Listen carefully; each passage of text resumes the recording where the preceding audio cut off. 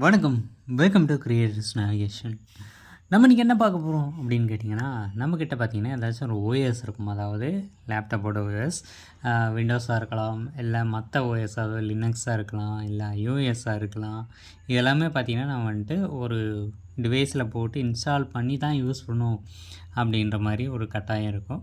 But நமக்கு பார்த்திங்கன்னா இந்த விஎம்வேர் அப்படின்ற ஒரு சாஃப்ட்வேர் பார்த்திங்கன்னா எந்த ஒரு இன்ஸ்டாலேஷனுமே இல்லாமல் டைரெக்டாக பார்த்திங்கன்னா நம்ம வந்துட்டு அந்த ஃபைல்ஸை மட்டும் யூஸ் பண்ணி இது மூலமாக பார்த்திங்கன்னா நம்ம வந்துட்டு ஓஎஸ் வந்துட்டு இன்ஸ்டால் பண்ணிக்க முடியும். அந்த மாதிரி ஒரு ஆப்ஷனை பார்த்திங்கன்னா இது வந்துட்டு நமக்கு கொடுக்க போகுது. ஓகேங்களா, ஜஸ்ட்டு பார்த்திங்கன்னா நம்ம வந்துட்டு அந்த ஃபைலை ஆட் பண்ண போகிறோம். ஓகேங்களா, அந்த மாதிரி ஃபைல்னு ஆப்ஷன் இருக்கும், நியூ விர்ச்சுவல் மிஷின் இருக்கும். இதில் போய்ட்டு நாம் பார்த்திங்கன்னா என்ன ஃபைல் வேணுமோ அதெல்லாமே பார்த்திங்கன்னா ஆட் பண்ணி வச்சுக்க போகிறோம். ஓகேங்களா, இப்போ பார்த்திங்கன்னா நெக்ஸ்ட்னு கொடுக்கணும்.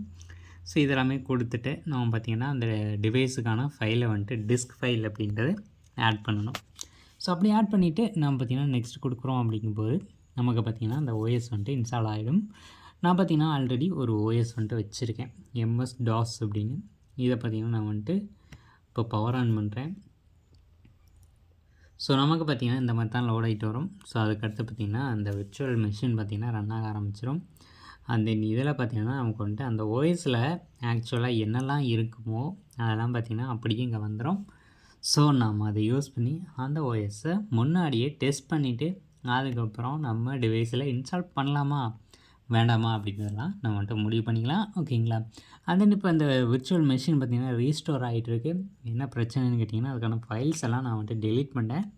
அதனால் கொஞ்சம் பார்த்திங்கன்னா லோடிங் ஆகிட்டுருக்கு. ஸோ இது முடிச்சதுக்கப்புறம் கன்டினியூ பண்ணுறேன்.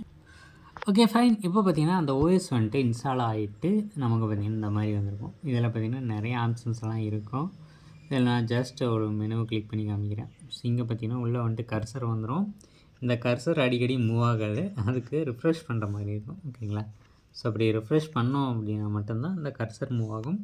ஸோ இந்த ஓஎஸ் பார்த்திங்கன்னா ரொம்ப ஸ்லீக்காக இருக்கும். ஓகேங்களா, கிலோபைட் கணக்கில் தான் இந்த ஓஎஸ் வந்துட்டு இருக்கும். இதில் பார்த்திங்கன்னா நிறைய ஆப்ஷன்ஸ் கொடுத்துருப்பாங்க. ஆக்சுவலாக இருக்கிற ஓஎஸில் என்னென்னலாம் ஆப்ஷன் இருக்குமோ அதெல்லாம் பார்த்திங்கன்னா இங்கேயும் கொடுத்துருப்பாங்க. ஸோ வந்து நான் அதை டெஸ்ட் பண்ணி ஆல்ரெடி வீடியோவும் போட்டிருக்கேன், செக் பண்ணி பாருங்கள். நம்ம சேனல் இருக்குது. தேங்க்யூ.